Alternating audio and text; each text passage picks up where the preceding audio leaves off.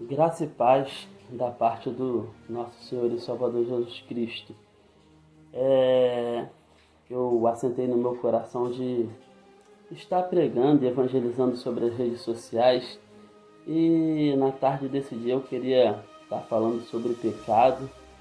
Louvado e engrandecido seja o nome do Senhor. E eu queria usar um versículo muito conhecido por nós, um versículo que se encontra no livro de Hebreus, no seu capítulo 12, no seu versículo 1, que diz assim: portanto, nós também, pois que estamos rodeados de uma tão grande nuvem de testemunhas, deixamos todo o embaraço e pecado que tão de perto nos rodeia.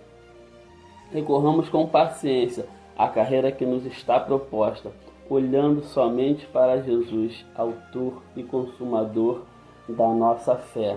Louvado e engrandecido seja o nome do Senhor.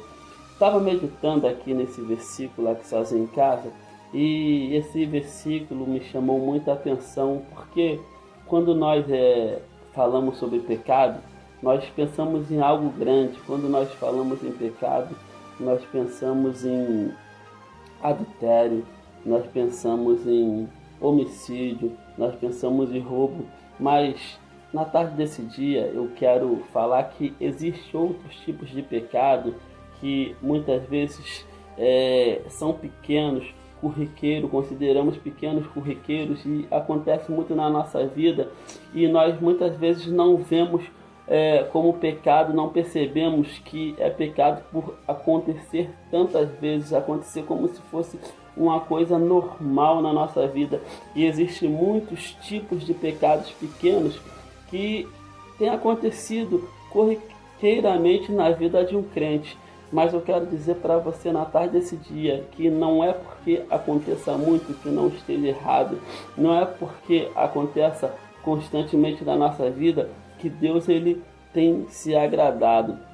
Deus ele ama o pecador, mas ele aborrece o pecado. Deus ele enviou o seu Filho amado para morrer por nós, para salvar o pecador. Mas ele quer que o pecador se arrependa do pecado e procura a não mais voltar a cometer aquele pecado. E é interessante que essas coisas pequenas muitas vezes tiram a gente do foco de Deus e não percebemos por ser coisas pequenas. Por exemplo, vou citar algumas coisas pequenas que costumam acontecer na nossa vida e muitas vezes passam desapercebido. Por exemplo, a mentira é uma delas. A mentira parece inofensiva, mas a mentira ela destrói a nossa alma. A mentira ela nos destrói ao pouco. A Bíblia vai nos falar, vai nos dizer que o pai da mentira é o diabo, porque ele é mentiroso e homicida desde o princípio e nunca se firmou na verdade. Ao contrário de Jesus Cristo, que é a verdade. O diabo é o pai da mentira, mas Jesus Cristo, ele é a verdade.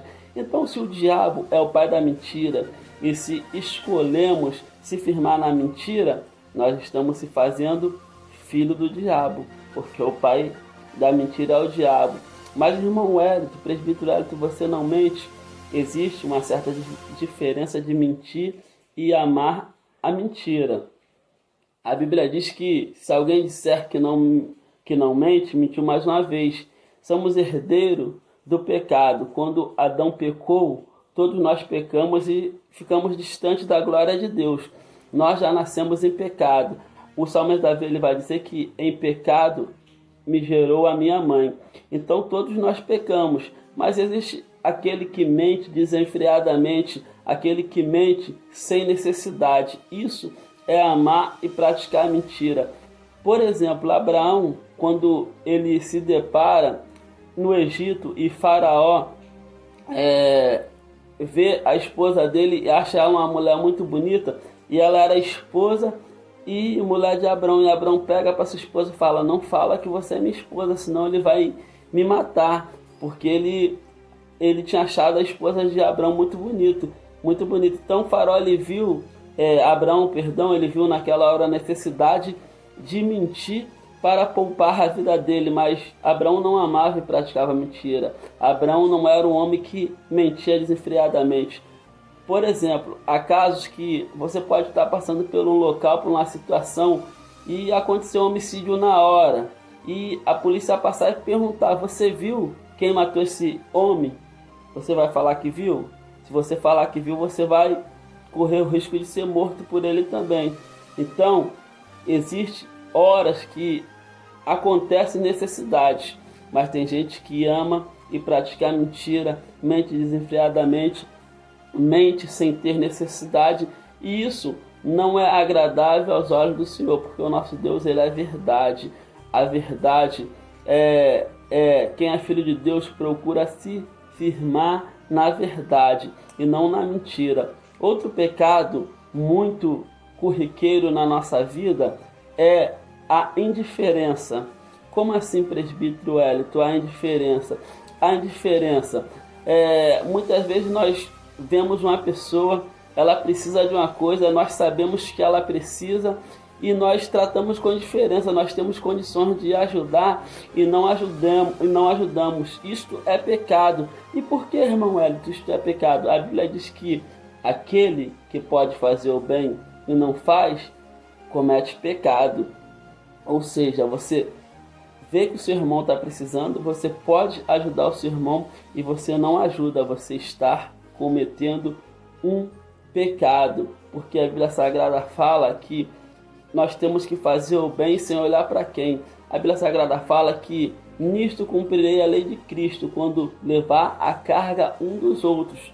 Quando a Bíblia fala chorar com que chore, se alegrar com que se alegra, é isso. É você tomar a necessidade dos outros como se fosse a sua. Amar o seu próximo como a si mesmo.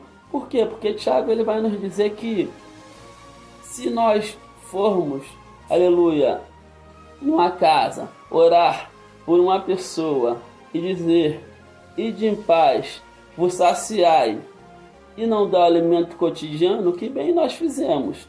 Se você tem condições de dar e não deu, você não fez de bem nenhum, que a pessoa ela tem que receber o espiritual, mas ela também precisa do material.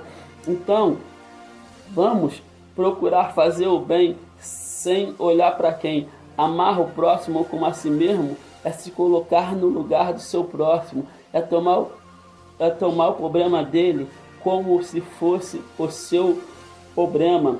Louvado e engrandecido seja o nome do nosso Senhor e Salvador Jesus Cristo.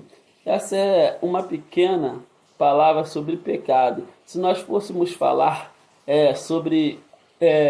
continuar falando sobre pecado, tem assunto a noite inteira, mas para não ficar muito enfadante e não enfadar os irmãos e não ficar um vídeo muito grande, eu vou finalizar esta meditação por aqui.